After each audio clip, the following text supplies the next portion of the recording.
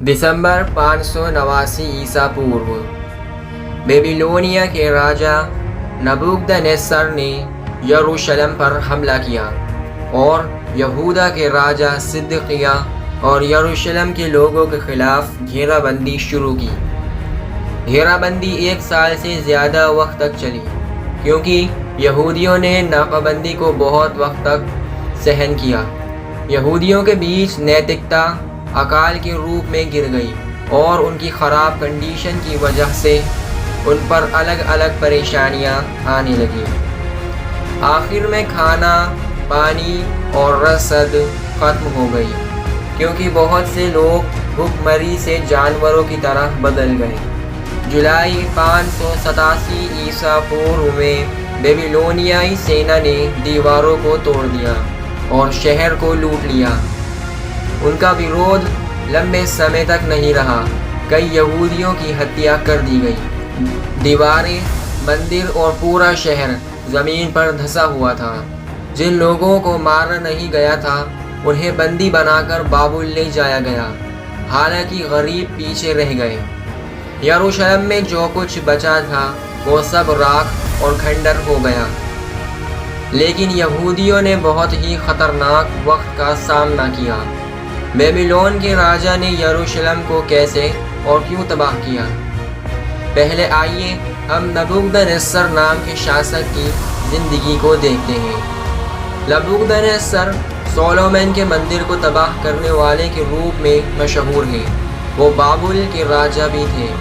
वो कसादियों के नाबोकोलेसर के पुत्र थे जिन्होंने सन 604 से 562 ईसा पूर्व तक ज़्यादा वक्त तक दुनिया पर शासन किया था।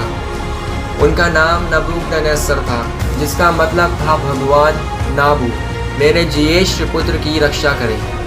हालांकि जब यरूशलेम को 587 ईसा पूर्व में तबाह कर दिया गया था तो इसराइलियों ने राजा के नाम का मजाक उड़ाया और उसका नाम बदलकर नबूकदनेस्सर रख दिया। इसका मतलब था हे भगवान नबू मेरे गधे की रक्षा करो।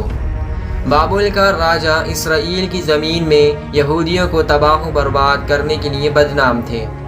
देश के पवित्र मंदिर को अपवित्र करने और जलाने के बाद इनके ज़्यादातर यहूदियों को बेबीलोन में ग़ुलाम बनाकर ले जाया गया।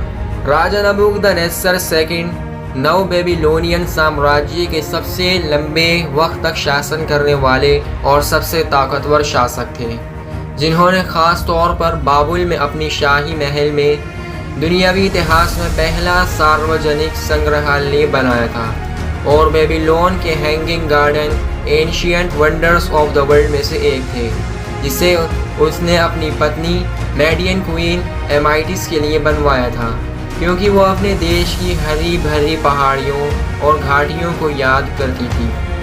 इतिहास के सबसे महान सेनापतियों में से एक मैसेडोनिया के महान राजा सिकंदर के बाद में राजा नबूकदनेस्सर की मौत के 239 साल बाद 11 जून सन 332 ईसा पूर्व को इसी शाही महल में मरे थे। छोटे कद का आदमी होने के बावजूद नबूकदनेस्सर के बड़े उसूल थे। उन्होंने दुनिया को जीतने का ख्वाब देखा और इसे राज रखने की कोशिश की।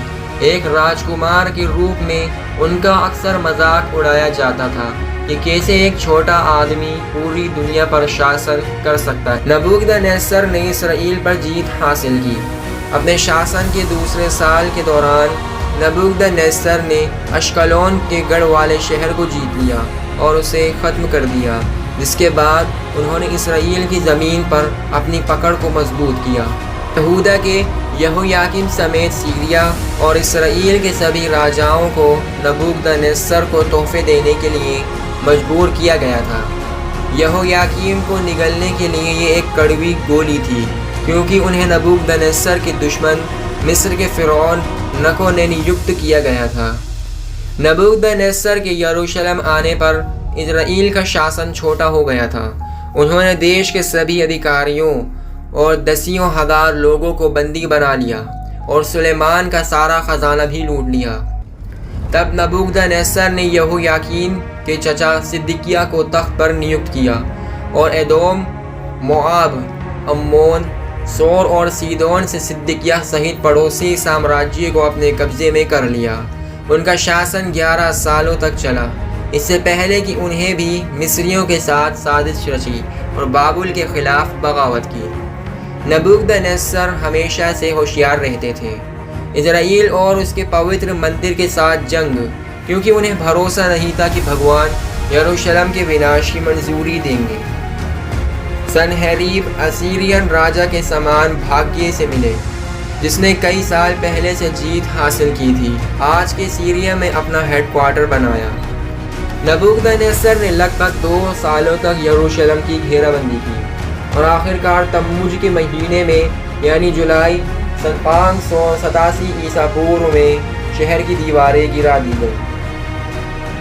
उन्होंने 300 खच्चरों से नबूजरदान को तैयार किया था।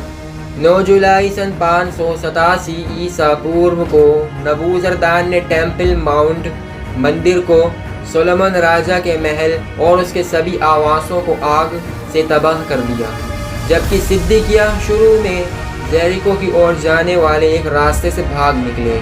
उनके फौजियों ने उन्हें छोड़ देने के बाद उन्हें पकड़ लिया गया और रिबला में नबूकदनेस्सर के सामने पेश होने के लिए ले जाया गया। एक बार वहाँ बाबुल के राजा ने सिद्दीकिया के बेटों को उसके सामने घात किया और उन्हें अंधा कर दिया और जंजीरों से बांधा और बंदी बनाकर बाबुल को भेज दिया। फिर उन्होंने राजा सुलेमान का तख्त लिया और उस पर बैठकर सिद्दीकिया के भाग्य को देखने की कोशिश की, लेकिन उन्हें ऐसा करने से रोक दिया गया।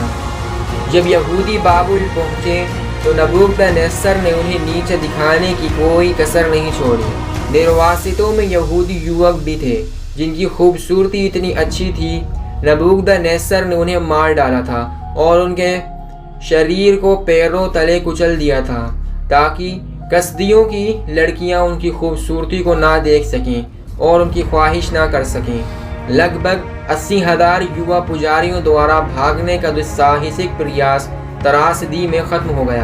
तो इसी में की नॉलेजेबल वीडियोस देखने के लिए हमारे चैनल फैक्ट नॉलेज वर्ल्ड को सब्सक्राइब करें और हमारी वीडियो पसंद आई हो तो वीडियो को लाइक और शेयर ज़रूर करें। मिलते हैं एक और न्यू वीडियो में, तब तक के लिए बाय।